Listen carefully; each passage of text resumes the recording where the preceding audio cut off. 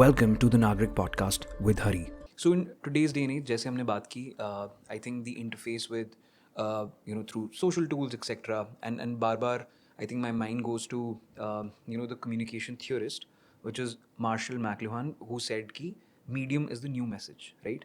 कि जो medium होता है, नया medium आता है, that itself carries a underlying tone of what is about to happen. So पिछले 10 से 15 सालों में through different dating platforms, websites etc. we've seen ki the way people enter into or engage with new people is changing a lot, or we can also say ki with the number of people that they are engaging with has increased substantially. Term 5 to 10 years जब लोग ये activity करते हैं, what kind of mental health effects does it have? Actually इसको again एक broader larger shift perspective से देखा जाए, so there are the how the direction is moving. पहले it was mostly around arrange marriages, Right. फिर love marriages का stigma आया, taboo आया, then love marriages started to become the norm. फिर love marriages से फिर ये डिजिटल उसमें आया कि एप्स आ रही है, एप्स पे people are meeting, dating, seeing how their chemistry is, and then taking it forward from there. Right. Now it is moving towards casual versus stable. अब this is the new trend जो बहुत strongly again with the help of digital tools और strong हो रहा है. तो it's a directional shift.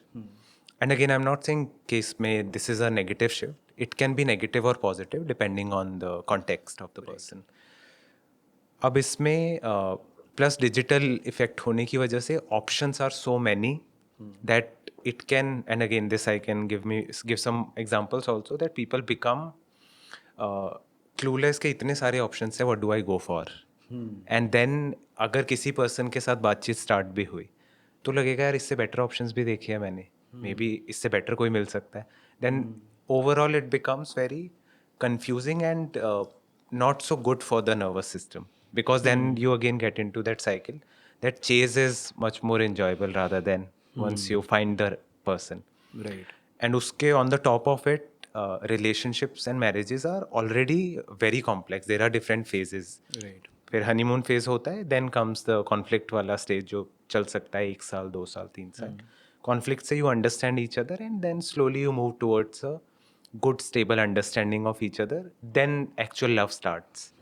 But अगर if it is mostly about के love ही होगा और मज़ा ही आएगा, then पहली बात तो आप एक person पे रुकना ही मुश्किल हो जाएगा, because you will have many other options. Right. कि शायद मैं थोड़ा और ट्राई करता हूँ, कोई और बेटर मिल जाएगा. अगर आप रिलेशनशिप में आ भी गए, कमिट कर भी दिया, तो हनीमून फेज खत्म होते ही कॉन्फ्लिक्ट्स आएंगे. Right. फिर याद आएगा यार और ऑप्शन भी तो थे, यहाँ तो प्रॉब्लम्स आ रही है. Right. तो that patience will go away. That patience जिसमें आप एक दूसरे से अंडरस्टैंडिंग डेवलप करते हो, कॉन्फ्लिक्ट्स के थ्रू गुजरते हो, and you fundamentally learn how to fight, Right. Which is a very important skill set, how to resolve conflicts.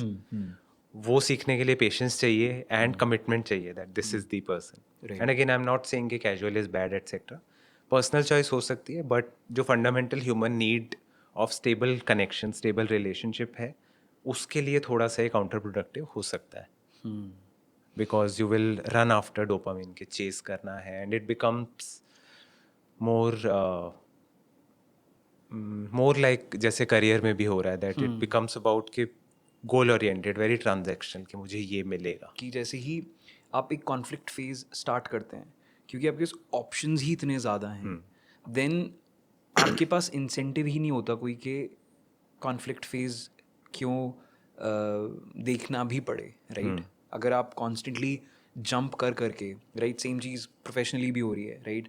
अगर आपको फील हो रहा है कि 1-1.5 साल में कॉन्स्टेंटली जंप करके आपका पैकेज इंक्रीज हो पा रहा है, या आपको विद इन द इंडस्ट्री आपकी डिमांड है, तो आप कभी भी उस चीज़ को नेगेटिवली देखेंगे ही नहीं. इसका एक और एग्जांपल है, लेट्स से अगर मेरे पास एक कार है और अब उस कार में कुछ प्रॉब्लम आनी स्टार्ट हो गई, बट अगर मेरे पास बहुत सारा पैसा है और बहुत सारे ऑप्शंस है, मैं कहूँगा इसको रिपेयर क्या कराना, इसको छोड़ो, इसको कबाड़ में बेचो या सेकेंड हैंड बेचो, let's buy a new one.